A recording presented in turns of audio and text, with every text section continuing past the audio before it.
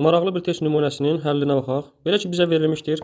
1,204 vurulsun 10 üstə 23 H2 və O2 molekullarının sayı. Sadəcə olaraq 1,204 10 üstə 23 H2 molekulunun sayı ikinci qabda verir.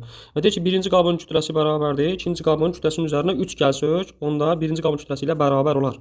Və birinci qabda neçə qram oksigen olduğunu hesablayın. Birinci qabdakı oksigen kütləsini istəyir. Əvvəlcə belə eləyək. Bu verilən molekul sayını bildiyimiz Avogadro ədədinə bölək. 1,204 vurulsun 10 üstə 23-ü bölək bildiyimiz Avogadro ədədinə altdan %2 vurulsun 10 üstə 23-ə.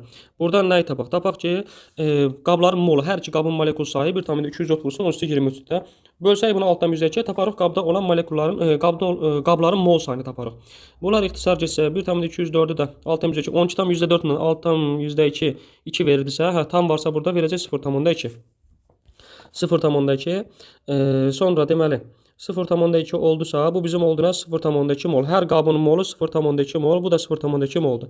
Birinci qabda görürük ki, qaz qarışıqdır. 2 ədəd qaz var burada H2 boş. Amma birinci qabda H2-dir yalnız. H2 0,2 moldur. Onda gəlin bu kütləni tapaq. Yəni ikinci qabdan söhbət gedir. İkinci qabdan söhbət gedir.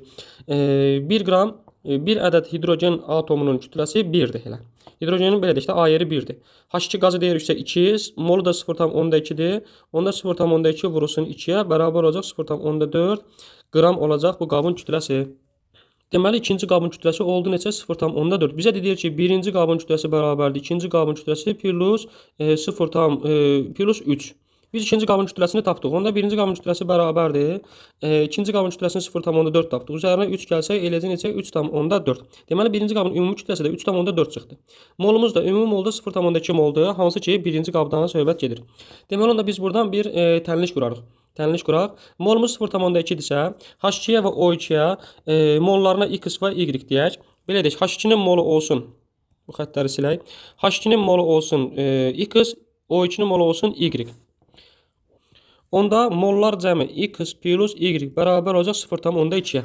Bəs ümumi kütləni tapmışıq biz 3,4. Sistem tənliyin ikinci tərəfində kütləni gəlin bərabər eləyək 3,4-ə.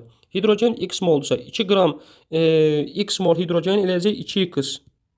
Hidrogen kütləsi eləcək 2X. Üzərinə gəlsin oksigenin 32 qramdır. Y mol deyiriksə onda olacaq 32Y. Bərabərdir neçə? 3,4-ə.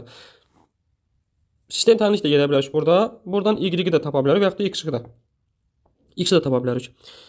Deməli, tapaq buradan X-i. X bərabərdir 0,2 çıxılsın Y. Gətirək, burada yerinə yazaq.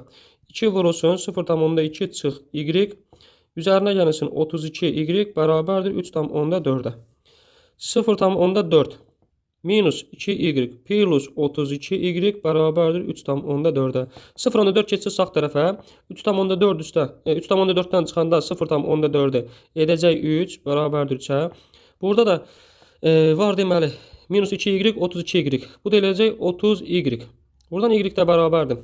3-ü böləndə 30 0,1 edər. 0,1. Biz oksigenin Y nə idi? Şərtdə demişdik ki, Y mol oksigeni götürmüşdük. Onda oksigenimin molu neçə oldu?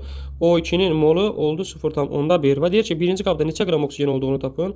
Oksigen kütləsi 32 vurulsun 0,4 bərabərdir 0,1 bərabərdir 3,2. Məsələn, cavab oldu 3,2 qram oksigen var imiş birinci qabda. Bəli, bu qədər.